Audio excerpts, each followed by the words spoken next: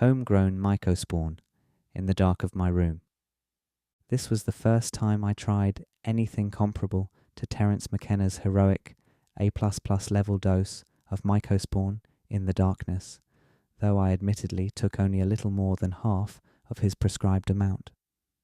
That being said, it was still an amount that would throw a curveball for the bulk of power users out there, especially by one's lonesome with no visual stimulation, save the mystery of the dark. I prepared for the event quite seriously, with proper quiet time before drinking my ginger lemon Mycospawn tea, my latest Mycospawn consumption vessel of choice.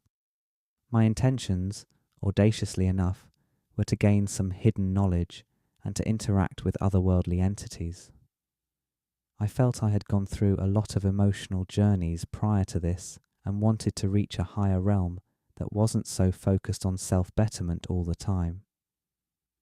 Of course, as experienced Mycospawners understand, an unwillingness to welcome complicated and dark feelings in a Mycospawn experience is a recipe for disaster.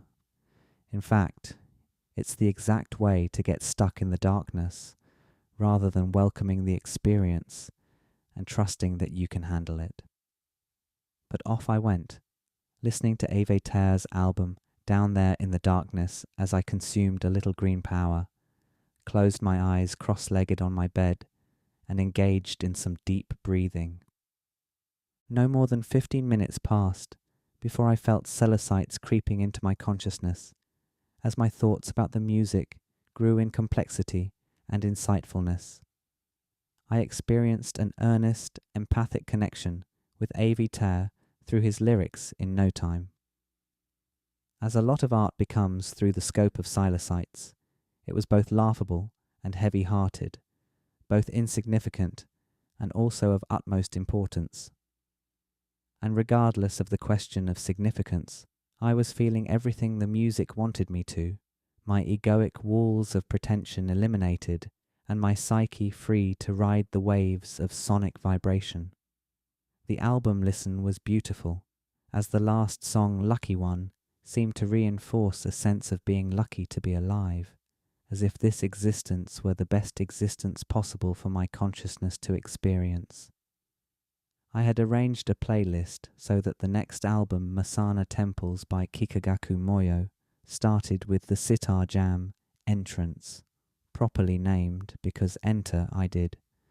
The second song, Dripping Sun, is an epic journey with parts tender and vulnerable and others ruthless and rocking, like some battle between god figures on another plane. I rode the journey like such, being reminded of a friend I went through a falling out with, and the strange longing for that friendship I still retained. I simply couldn't face the rejection in the face of all the love I was willing to give. The next two songs had more relaxed vibes that I was willing to fully submit to in a blissed out, almost drunken stupor. Then came Maju Pose, a song I had come to love for its unusual energy. The song was reckless, but retained a disciplined rigidity, and though I could not understand the Japanese lyrics, I felt I picked up on the general tone, which I'd describe as trying to feel safe and confident in the face of a looming unknown. This is where my ego started picking up its defences again, and I started worrying that whatever I was submitting to might not be a good force to submit to. Was there some higher entity that wanted me to lower my psychic defences so that it could steal my consciousness? The music grew more chaotic as I worried, and the tone shifted to almost a taunt, as if to say, "Isn't it fun when the vibe is all crazy and you don't know what's going on? You love this, don't you?" I couldn't shake off the new suspicion that something was awry, that I was supremely vulnerable, alone in the dark, the perfect time and place for a dark entity to swipe me up. For some reason I started thinking about elves and goblins, and supposed that if I was sensing elves or goblins, that might be plenty sign enough that they were already upon me and ready to play games, or to reveal the games they had been playing all along. I opened my eyes and looked at the streetlight peeking in through the cracks of the shades, and it was difficult to not think of myself as in a box that was no longer my room, but a cube being housed in a light energy realm. Likewise, I could see other plays of dark against light through the doorway into the room next to me, and the shadows all looked quite gothic. I caught the vision of a little meerkat-looking demon elf type thing, kind of like an ink blot, but nonetheless perceptible as being morally ambiguous. The sudden shift in uncertainty about my situation with silocytes resurfaced elements of my old devil paranoia. Had I fallen into the trap? Did it even matter if I had fallen into the trap, considering there would be no way out if I did? Unable to stomach all of this and return to my blissed-out entity and knowledge-seeking, I got up and turned the lights back on and the music off. When the lights came on, I watched the darkness run away in slow motion, as if in normal consciousness one usually could not see the darkness run away, but I had slipped into the perceptual mode required to do so. I realized that I had left every door possible open for the darkness to enter and now needed to restore the light. I went downstairs and turned on all the lights and went searching for my cat because I was afraid perhaps the elves had taken her instead of me.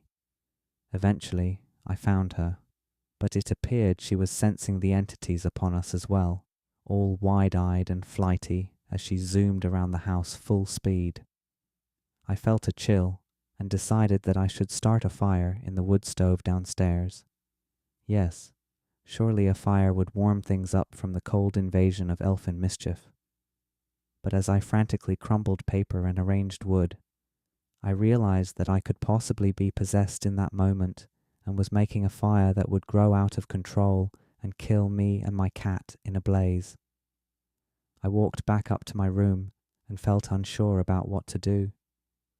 Something was running amok in my psyche, and it was hard to see the silver lining with this one. Where had I gone wrong? What was the good side? Even though it was 11 p.m. on a Sunday, and he was likely asleep, I had to call Rashid. He was my go-to counsel for when silocytes or the DSL connection had taken me too far. Luckily, he picked up the phone, and we engaged in conversation. I explained to him my silocytes predicament, about how all had been fine, but then I had become scared about the true nature of what was taking place. My trust in silocytes had been shaken, as I wasn't sure why his benevolence would allow such dark arts to surface once again.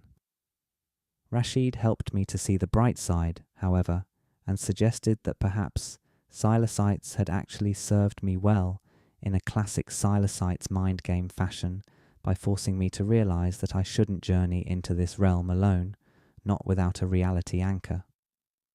The fear had also led me to call Rashid, and we were clearly due for a rekindling. We joked around as usual, talked about music, and about how interesting consuming my own homegrown Mycospawn had been. There were plenty of factors that probably contributed to my fear-based reaction to silocytes this time, we realized.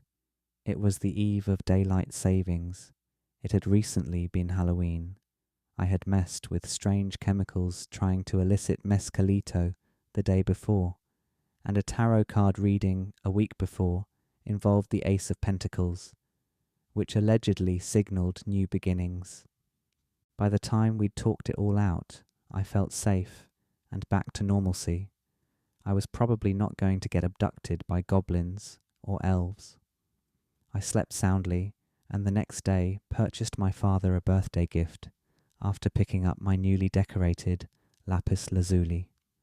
The decorator was my tarot reader, and I told her about my experience the night before, about how the tarot reading seemed aligned with my experience. She shifted the topic to her own strange experiences of getting abducted by aliens, and that's when I figured all the meaning-making had to come to a rest eventually. At least I felt relaxed and mentally free from my Mycospawn outing, and didn't feel any strong need to go that deep again anytime soon. It was time for a more mature relationship with silocytes, to truly reap the spiritual benefits, and to show him respect.